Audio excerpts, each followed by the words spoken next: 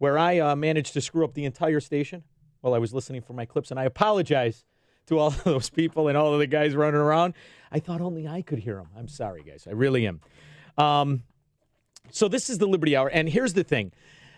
I couldn't help but notice over the last few days, I did my show on Sunday night where I'm here with Macbeth, and when we're doing the show on Sunday night, I have a tendency, because I don't have the kind of time I have here, where we can articulate the benefits of Trump and the withdraw or the problems or the pullbacks or the 3 steps back with Trump. So what I want to do is mainly combat the fact that there's a tribalism happening, and it has been happening for really since the nominee. I find it difficult that we keep doing what the bourgeoisie socialists do, which is turn to government to solve all of our problems, in the face of the absolute and total failure, in the face of what we recognize as corruption, as pay-to-play, as favoritism, as the exploitation of special interests, as kind of the foundations we fight of socialism happening to now what is called Trumpism or conservatism under the Trump regime. And that is where special interests benefit at the needs of many. And the news release yesterday, I'm going to get into the climate report. We're going to get into that. We're going to get into the fact that there's really virtually no difference in the approach other than where the pressure points of management should be, whether the percentages of taxes should be. There is no question, ladies and gentlemen, that cap and trade is coming to a gas station, to an income tax near you. It is going to happen. We are going to implement the very Obama cap and trade dream of not just Al Gore, but of Hank Paulson, who at the time cap and trade was being created was a fundamental investor here in Chicagoland. The exchange was going to really be owned and operated by both Republicans and Democrats, and that's who was going to profit. Don't worry, the government was going to get their cut, but like every other one of these green energy scams, it was just going to be a cut so that they could fit in the corrupt political apparatchiks that they guarantee, whether it's Sean Casten, the new congressman, and his fake green energy jobs, or whether it's the GM Volt. Remember the Volt? It was going to be the rage. The Volt was going to be the rage. And the Volt is one of the main reasons GM now is going to lose 15% of its workforce. That, in conjunction with the organized labor extortion unions, in conjunction with the government keeping it alive when it should have collapsed back in 2008 at the cost of all of us. So what has happened to me is that we have morphed into losing our principled arguments against the bourgeoisie socialists. In fact, all we want to do is articulate where the different pressure points should be. And mainly to get on to my point about how we have turned into the Democrats. Here in Chicago, there's a real fraud by the name of Bobby Rush. He's an ex-Black Panther from the 60s who realized, why should I be a gangster when I could be a politician and get a pension, implementing the same philosophies, the same point of view, and moreover, the same intimidation through these protests and through articulating exactly why companies are not owned by themselves. In fact, they're owned by we the people. So I want you to hear the report that was given on WGN. I am here outside of Target, where Congressman Bobby Rush has been out here for the past 4 hours. You can see him actually standing there right now in the light cap. He is out here leading this group of protesters who are calling for Target, a boycott of Target. They don't want people to spend another cent here inside Target because they say Target is basically disinvesting on the south side communities. They plan to close this Target here in the Chatham. We're at 85th and Cottage Grove. They also plan to close another Target on 115th Street in Morgan Park. And they're getting people, just by force of pressure to turn around and walk away. Of course, a lot of people are still going inside, but they've been out here since 7 o'clock this morning. Now, Bobby Rush, during his interview, he basically said, look, they cannot close these stores because this neighborhood needs them. And at that point, he is admitting to you exactly whose stores those are. Regardless of the profitability, regardless of how the store is being run or how the store is producing in conjunction with the company platform, that doesn't matter. It is because it is part of the people. And see, this is how it contorts to where Trump comes in. Because Trump basically is saying the same thing on GM. Now, listen, I got to tell you, before I hit these clips, they're marked Trump 1. One's about climate, one's about the car. So I'm going to try and get the right one. I spoke with her when I heard they were closing. Yeah. And I said, this country's done a lot for General Motors. You better get back in there soon. That's Ohio. And you better get back in there soon. So we have a lot of pressure on them. You have senators. You have a lot of other people. A lot of pressure. They say the Chevy Cruze is not selling well. I say, well, then get a car that is selling well and put it back in. So I think you're going to see something else happen there, but I'm not happy about it. Their car is not selling well, so they'll put something else. I have no doubt that in a not too distant future, they'll put something else. They better put something else in. That should send a shiver up your spine, because there is virtually no difference aside from a certain articulation of the English language between what Bobby Rush is saying and what Donald Trump is saying. And the baseline of what they are both saying is these companies exist for the people, not for themselves. This is the argument I have been hearing since the implementation of the penalty of consumption called tariffs on steel and aluminum and whatever. This is about government controlling property. See, this property, these are both properties of these individual corporations. Regardless of shareholders, regardless of what they do, their function, this is not something that the government, these are active politicians who are basically threatening private industries. 312-642-5600. I forgot to give out the number. Give me a call if you care to chime in. And listen, I like the fact when people call me up and they say, no, you're wrong. Tell me where I'm wrong. Tell me why Donald Trump gets to do that to GM. Tell me why we get to do that to American Steel, or why we get to do that to aluminum.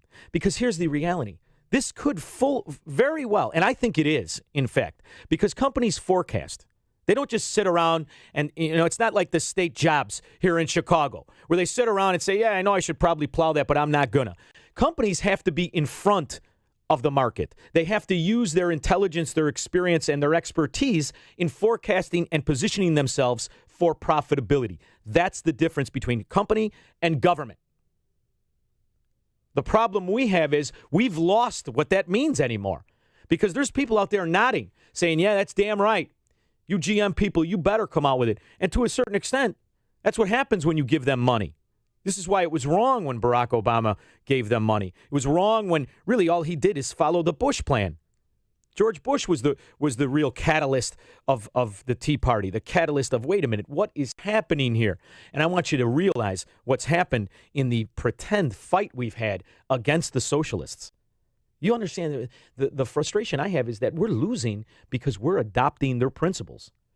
I like Donald Trump for many, many things. I keep feeling like I have to say this because as I'm on Twitter and as I see, what are you, a never Trumper? And I'm put into the category of a Bill Kristol, neocon extraordinaire fraud. No. He's not. And prior to Trump coming into office, I loved his foreign policy position. I think he's done some good things with foreign policy. But what you do is you negate all of that when you take over and manipulate the economy. Because listen, the difference between our country and all the others is that we're supposed to be a country of property. We're supposed to be a country of liberty. And when you have politicians invoking power with innuendo and backhanded threat, that is an assault on that property. And I find it to be particularly conflicting when you see all of the outrage on all of the conservative news programs about Twitter and Google and Facebook. So on one hand, you want to take the people and teach them how to run those companies, excuse me. You want to turn the companies' policies over to the masses. That's Venezuela. And the guy who really was so disappointing this Sunday to me was Ben Sasse. Because listen, I've been around when Ben Sasse, he was supposed to be our guy down in Texas, Beto O'Rourke, right? He was supposed to be the rising star.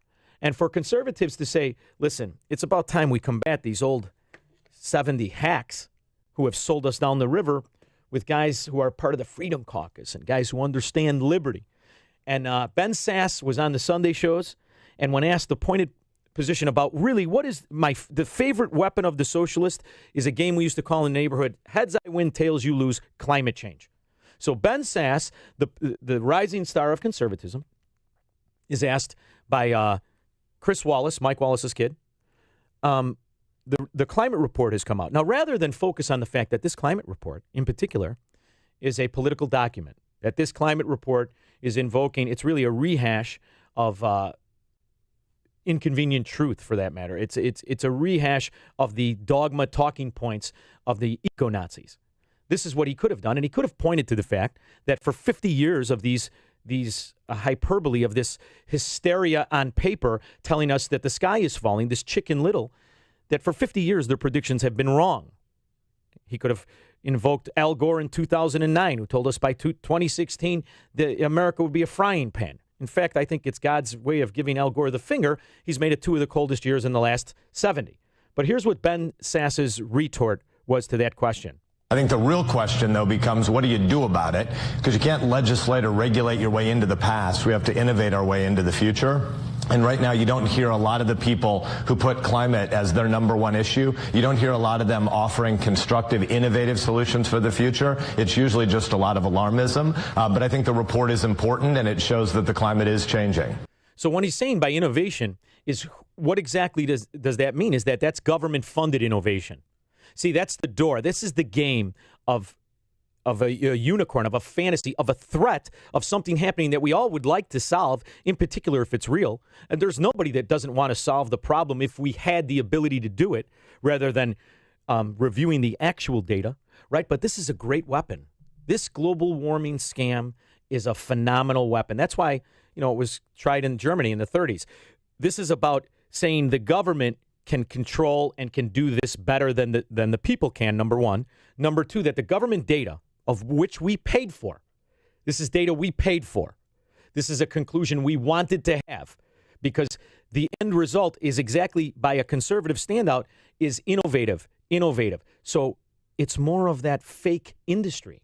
And as you keep taking money out of the economy, as government keeps controlling money, you're going to get the companies like GM, where you're putting off the failure for 5 years and 5 years and 5 years at insurmountable debt and outrageous amounts of money that, by the way, it's being wasted.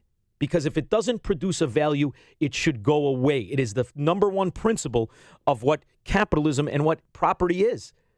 And here's the other thing. How many other good car companies and true innovators are GM holding back? And how many true innovative companies are being stifled because Ben Sasse and his cohorts get to pick the winners and losers? And here's what else he had to say in the follow-up. I think the first part about Chinese investment does show part of the way forward. The U.S. needs to have a long-term investment and innovation strategy. That's true. But things like the Paris Climate Accords tend to be more binding on us than on other nations. And so that's not good for the U.S. consumer, and it's not a long-term solution. So that's a cornucopia. Because on one hand, he wants you to follow the example of China, because they have investment in this field, right? So now we're going to model our solution to climate change versus arguing the principles and fundamentals of it, number one. But number two, we're going to model our approach to solving it after China. Really? Well, what is China? But a communist hybrid country, as we've all discovered, as everybody knows, that the only way you're going to be rich in China is if you're part of the government. How is that different than what is happening here? How is that different than what has been happening over the last 18 years hardcore here? And the answer is it's not. It's not at all. In fact, the only thing that's changed is the opposition to this kind of totalitarianism. It's our opposition to this totalitarianism. And I remember the nice thing about Barack Obama was that it did bring us together as conservatives, as capitalists, as people who understood the true benefits of liberty, the truisms in Americanism.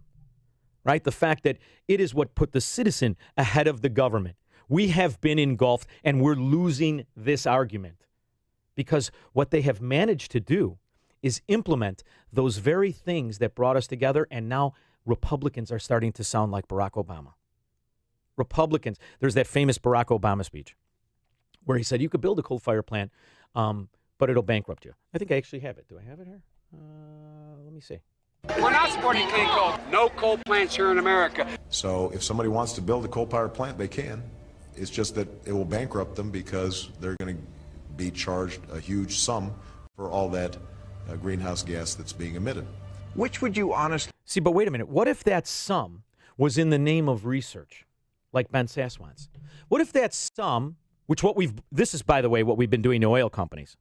We've been charging them a tax so that a portion of what their profit can go towards alternative energy. And this shows its head in payoffs for ethanol. This shows its head in subsidies and mandates and regulation. See, we all know this. Here in Illinois, we are going through a major snowstorm. It was a night where they knew the weather was coming. It was going to snow 8 inches. And I just drove here today, and the roads are not plowed. Why? Government knew what was going to happen. It knew what was coming. It has the workforce. It has the infrastructure. It has the trucks that we keep buying year after year. They cannot do it because it doesn't matter if they do. They have the job for eternity. It's like green energy. Green energy is a weapon that has been used against the American people for 20 years hard time and for 40 years in preparation. Green energy is the reason. And I love, gas is low. Yeah, but it's still 80 cents higher than it should be because of all of the green energy penalty taxes, all of the so-called tariffs of progress. So sure, it's low, but it's because you're used to being beat up. It's not low. You're not being treated fairly. You're just used to the abuse. You just want that boot on your neck moved around that Obama talked about.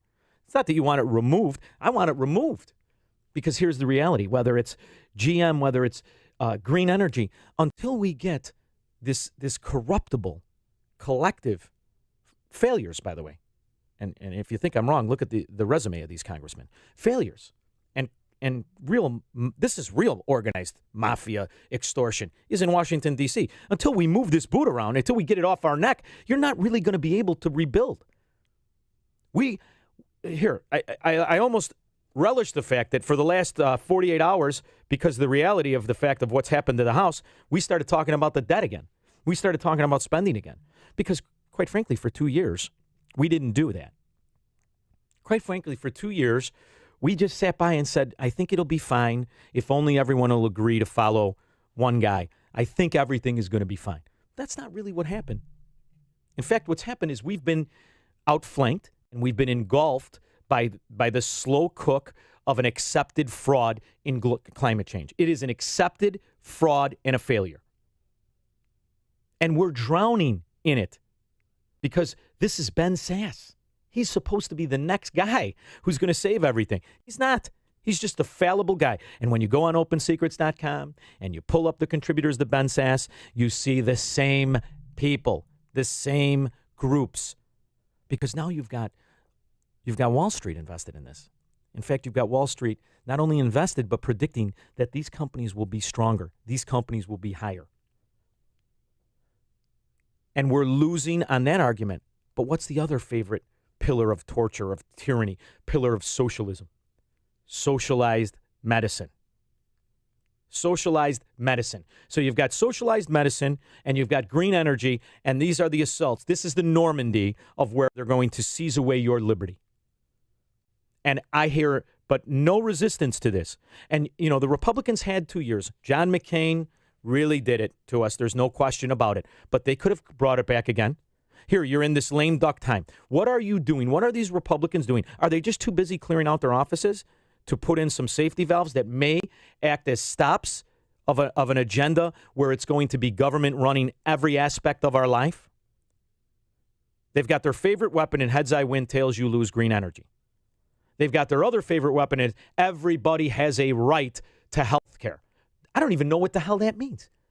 What do you mean you have a right to health care? Well, then do you have a right to, don't you have an obligation to be healthy?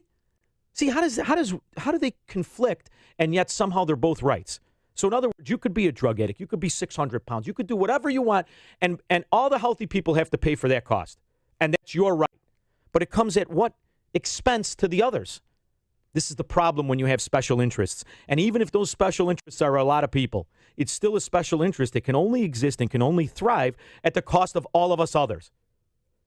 And it is being adopted by both sides. I believe this is Nancy Pelosi, but I'm not sure. Hold on. I said, what the devil? I ain't order no braces. The doctor ain't order no. Oh, no. Here's this is what I wanted to do. So Nancy Pelosi, who was kind of, ironically, the last 12 months, a hold off on Medicare for all. Now that's completely changed. In fact, she's going to walk into the Speaker of the House position because the way that she's compromised with the radical Democrat socialists the people have sent to the House is that she has now said openly that, in fact, that should be the plan to stop the failure of Obamacare, which most of us are experiencing, which companies are being drowned, their profits are being lost, and they're hoping for subsidies from, that's the game, right? Just subsidize everything and it'll go away. And the fact that Obamacare has thrown premiums up 400%, all we're trying to do now is figure out how to subsidize the people rather than curb that. Now, her answer is Medicare. Now, Medicare, it is not something that has just been on 60 Minutes once or twice a year for the last 20 years, but 40% of all Medicare expenses are fraud. 40%. It's almost an unbelievable amount of money. In fact, it is, because it's $200 billion as of 2016. Those are the 16 numbers. What do you think they've been for the last 2 years? It's never gone down. That number of waste and fraud has never gone down because what Medicare system has managed to do is deceive the elderly, take advantage of the desperate, and corrupt the provider. So this is a story that I had Mr. Producer Man cut, and the reason that I had him cut it is because it really was an old woman who was sent a piece of mail and answered it, got a phone call and answered the phone call. And she received, well, I'll let her tell you. I said, what the devil? I ain't order no braces. The doctor ain't order no braces for me. They've not only sent you one, but two, but three. You only have 2 ankles. And what am I going to do with 3? Plus, when it comes to her doctor that she says she regularly sees, I asked him about braces and stuff. He said, right now, you don't need it. So you have a system that takes advantage of desperate people, of people who are elderly, of people who answer their phone. And you know who pays for those 3 braces? You do. I do. The population does. This is a sidecar of corruption. Everyone's worried about the black market drug trade. This is open market thievery. And this is a market where you're paying for it. This is, and where I got this example was from a Florida news station. See, I go down to Florida quite often, and it's a shame how the old people in Florida are taken advantage of. And the main way that they're taken advantage of is through healthcare. Because they're nervous. They're at the end of the road here, and they're susceptible. And sure, somebody calls them up. Hey, do your ankles hurt? Yes. All right. Do you have Medicare? Are you on Medicare? Yes. Okay, great. Well, we have a benefit here that's free to you, but it's not free to us. And it's blind profit. Not only that, it's competition free. All they need to do is get the person. That's all you got to do. And what's worse is that they're getting the doctors. They're getting the doctors. So it's obviously Medicare fraud. Our tax money is paying that. and our taxpayer money also paying on Berta's case, as Medicare paid more than $2,700 when it comes to all of these braces she got. What's wrong with Medicare? They should have picked it up. Something that's going on. As for Medicare, a representative said they are aware of the ongoing scheme, and we are working with our contractors, law enforcement, and other stakeholders to address the matter where appropriate. After Sandy filed a complaint with the state, the company who sent the braces to Emmett did refund Medicare. But Sandy says her fight is not over. That was the biggest reason for me calling you, is because I'm thinking if it's happening to them, it's happening to hundreds or thousands of other people. As for Berta, her family says they did report the supplies as fraud to Medicare, but the calls haven't stopped. Believe it or not, they called me a couple of weeks ago about braces. I said, I don't need no braces. And I hung up my phone. So I'm looking to see braces come again. They called her back. They were caught. They called her back. I mean, when you think this is one lady, times her by 100 million people. And that's what's happening now. What will happen when we all have it? When every single one of us has it. Listen, this is the kind of thing. Get in on it. Create one of these companies. Go ahead. Fund it, because who's investigating it? All government people. This is one big, massive black hole of failure. and they're selling it to you through the fear of your health, rather than focusing on how to really help the people who need it, is to incentivize the provider. Because what goes along here is that the doctor, in fact, has been corrupted. I think I have this clip. Let's see. We went looking for one of the prescribers and found nurse practitioner Stephanie Holcomb working out of her Washington, D.C. home. I'm Diane Wilson with ABC 11. We're looking. Holcomb was the first to prescribe a heel stabilizer and an ankle brace for Berta. You know how your name's getting on these orders? Yeah, so I work for a telemedicine company. Okay. And so I have patient prescriptions for those. She gets paid $50. She gets paid $50. There's your doctor. $50 to write a prescription. She could give a shit where it goes. She makes her cut. The company makes its guaranteed profit. The lady gets stuff she doesn't need. And you, sucker, pay for it. That's Medicare. But if they wanted to help this woman, if they truly wanted to help elderly, how do you do it? It's really quite simple. Incentivize the provider and the provider only. How do you incentivize the provider? You could actually incentivize the provider without giving him a check. You could incentivize the provider by giving him a tax benefit on his other practice. Can you imagine what kind of people you'd have? You'd have the best doctors giving you this kind of service, because they're the ones that pay the most taxes. So if you said to a bunch of healthcare providers, doctors, neurosurgeons, orthopedic specialists, all of them, and you said, listen, here's what we're going to do. Your tax rate is 35%. That's what you pay on your money. Now, we understand you probably bill, you're the best of the best of the best, right? You've got Zsa Zsa Gabor and her whole family going to see you, so you're probably going to make $7 million a year. How about if you donate 100 hours a year, we're going to take that 35% and make it 25%. And if you donate 200 hours a year, we're going to make it 20%. And we'll make it 15. Now you've got the best of the best of the best donating their time, because they don't want to pay that 35%.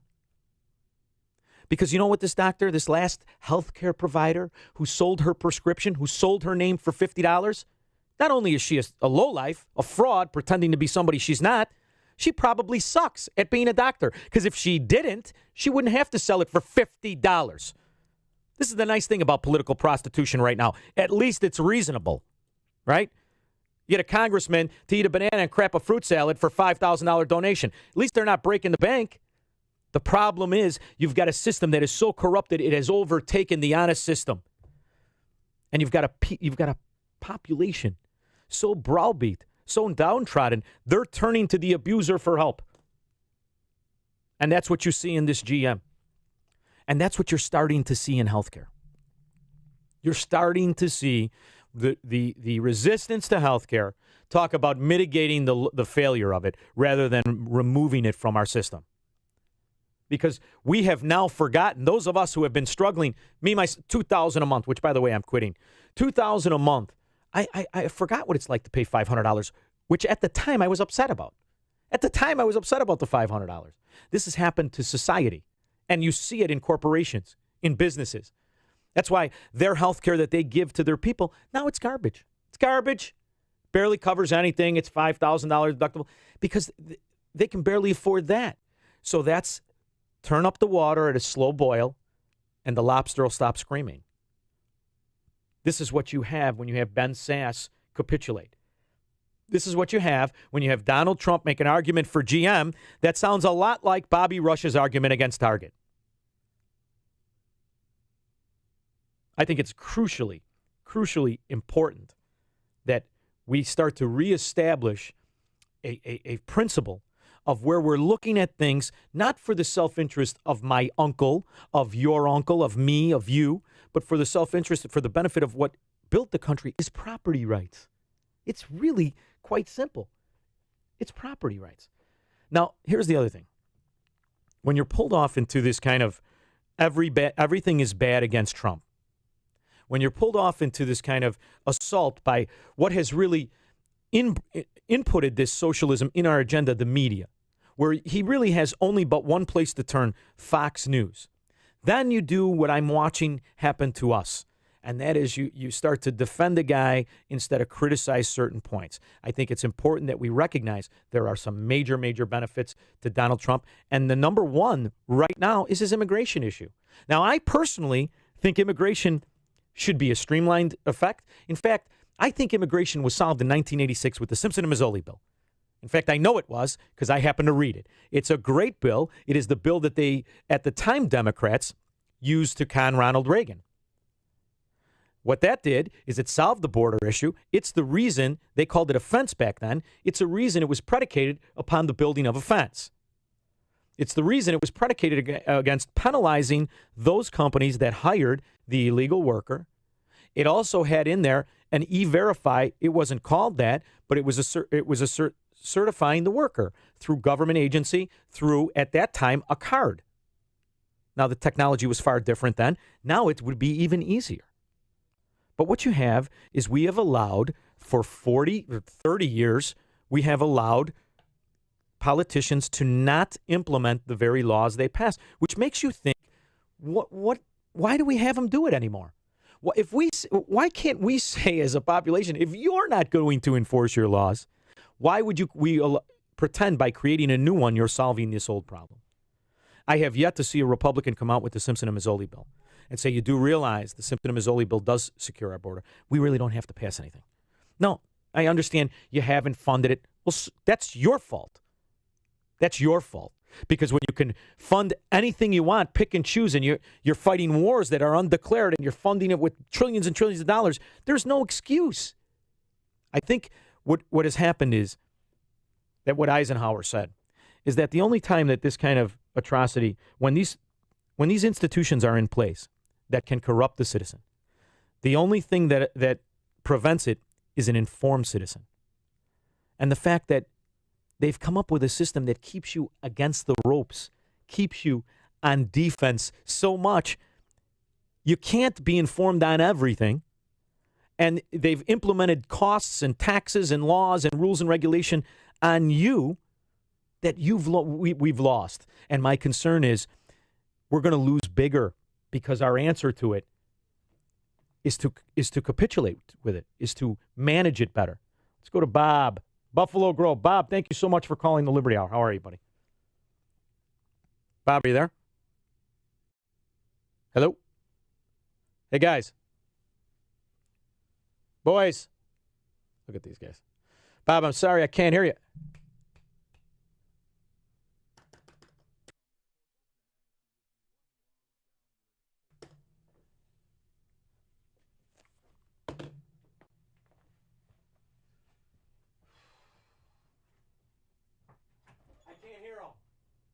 Sorry.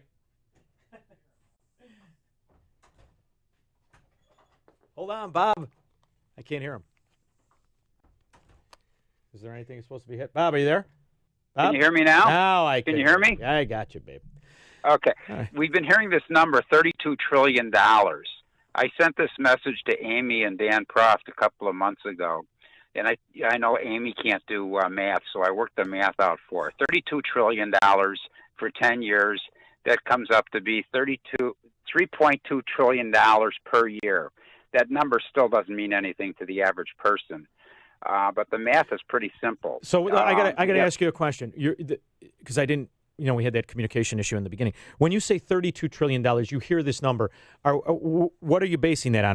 We're not saying that. That's the study that I hear it mentioned in the media by I don't know whether it's the Republicans or the government. In regards to the debt or in regards to the cost? No, the health care costs. Oh yeah. In terms of for health care for all. Yeah, and here's the other thing, that fascinates me, Bob. Why is it that they keep sticking the fork in the light socket? I mean, we have Medicare since the 60s. Medicare since the 60s. This is a black hole of failure that each and every year politicians run against. They don't run for it. Even the Democrats run against it, and they run against these fundamental principle changes that never seem to happen, right? But yet the answer, when you have this issue, you've implemented this failure in Obamacare. It is killing the society. It has destroyed healthcare providers. I laugh every time they forget to mention we've lost over 30% of doctors.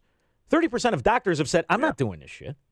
And they're gone. Can I work out the math for you? I just want to show you this. Yeah, go right ahead. Nobody talk. I like math. So we take the take the $32 trillion, And it really is fairly simple. We have 320 million people in the country, roughly.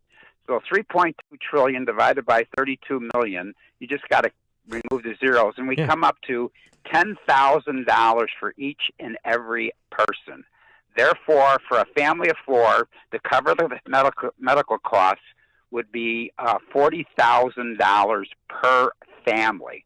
Well, no way can they afford that. Well, can I tell you, Bob, the nice thing about a podcast is I don't have to go to commercial so I can talk to you. Can I tell you something? I am this guy. I have this family of four.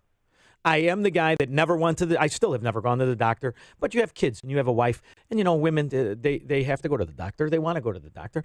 But what you've done is that you've made it so you have cost me out of pocket. I watched my deductible go from $500 to $15,000, okay? I watched my premium go from $502, which by the way, Bob, I complained about.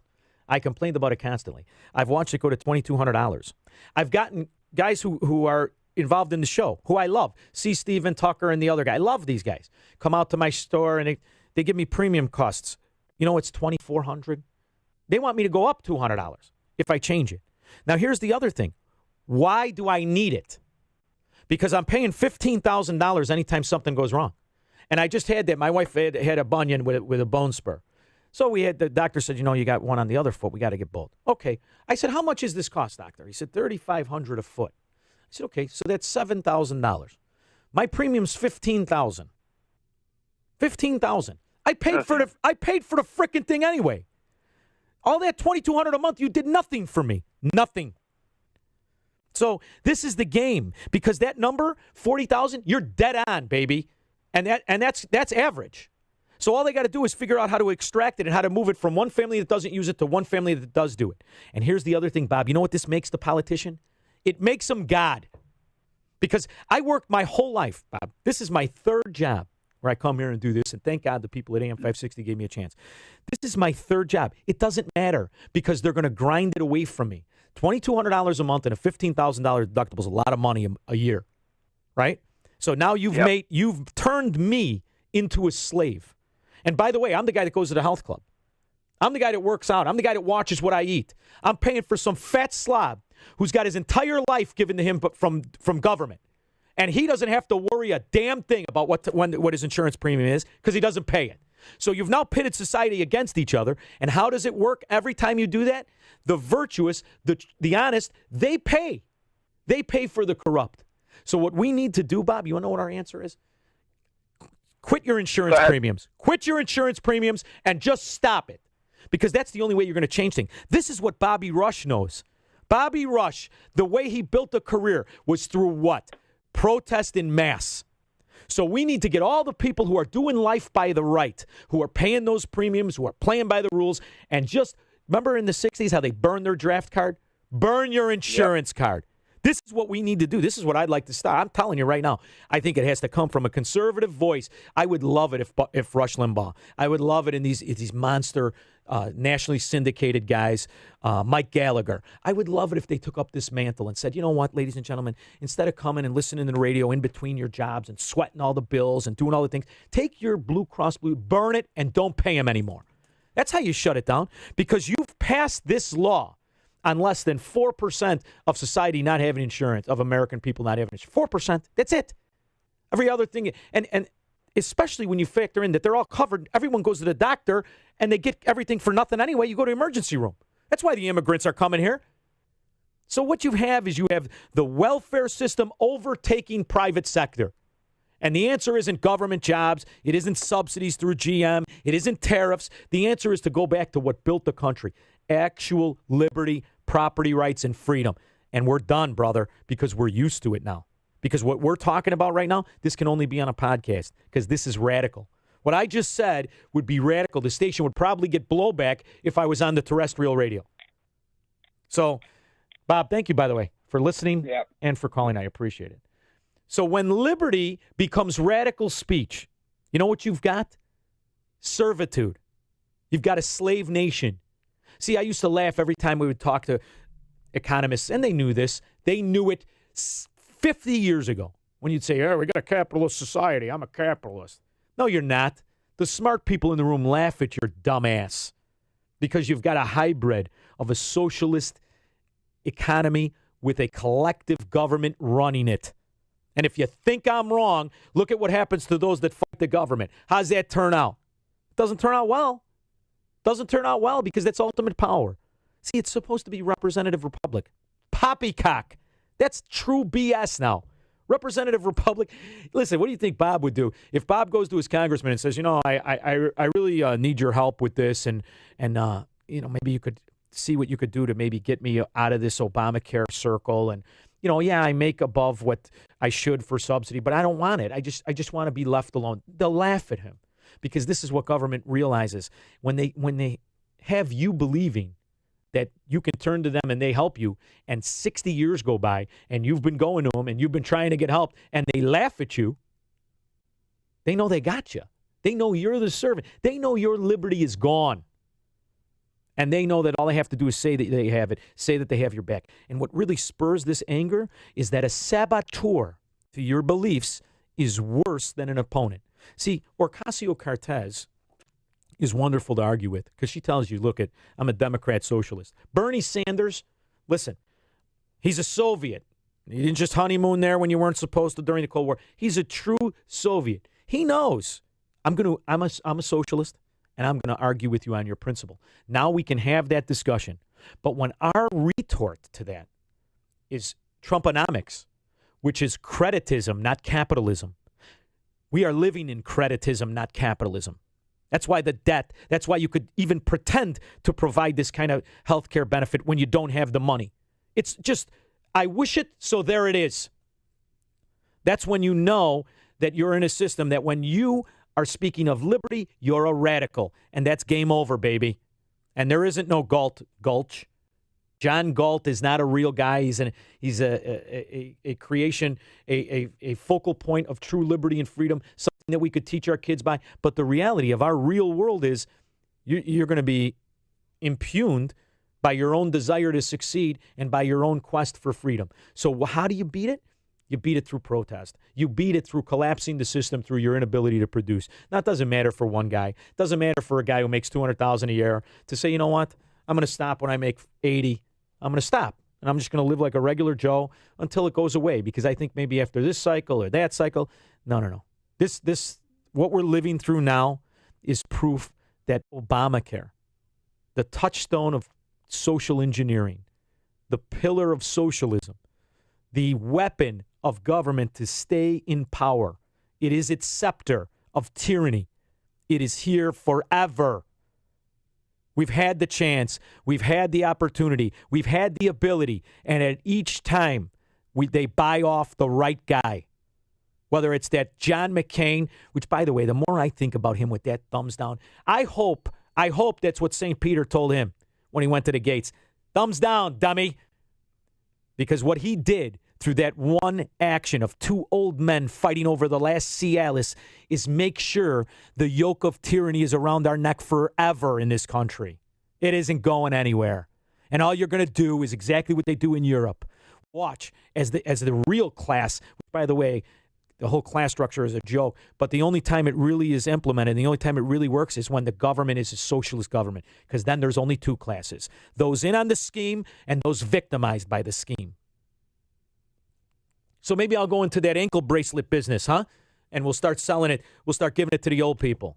And we'll just send it to the house and we'll bill Medicare. Because that's what's happening. That's what's going to happen. And you see it here in Illinois. What's the answer of the problems is what exactly? More spending, more power, more taxes. It is why the greatest weapon of tyranny is its own failure. Because the more it fails, the more we turn to it. And the sad part is I had hopes for Trump. I really did.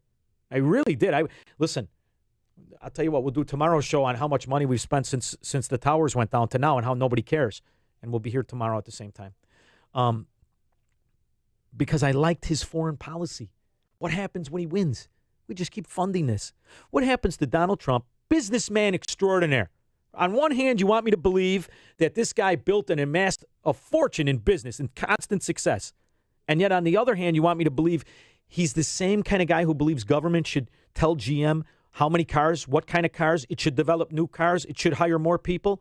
Because that's what happens when we as a society here a hint of tyranny in a proposed manipulated tariff, and we shut up. When we hear a hint of tyranny in a new scheme to borrow money and to hide credit and to fuel a GDP through government spending, and we shut up. Because why do you think he runs on the same infrastructure that Barack Obama ran on? And this is the beauty of Trump. This is why he's the greatest politician in the history of the country. He has seized the mantle of socialism and sold it as conservatism. That could only be done by an extraordinary guy. And Trump is an extraordinary guy. And I'll tell you what, if you think I'm wrong, where is it? Damn it. Trump. Oh, damn it. I had the Elvis clip. I wanted the Elvis clip. It would have been perfect timing. Oh, well.